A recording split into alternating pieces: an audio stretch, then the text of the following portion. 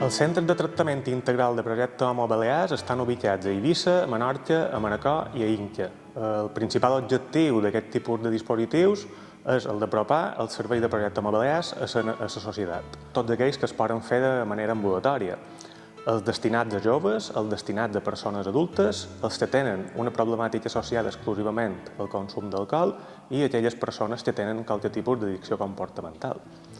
A més, en els centres integrals també donem suport en quant a orientació laboral i s'assumeixen totes les accions de prevenció que es realitza a la zona geogràfica on estan ubicats.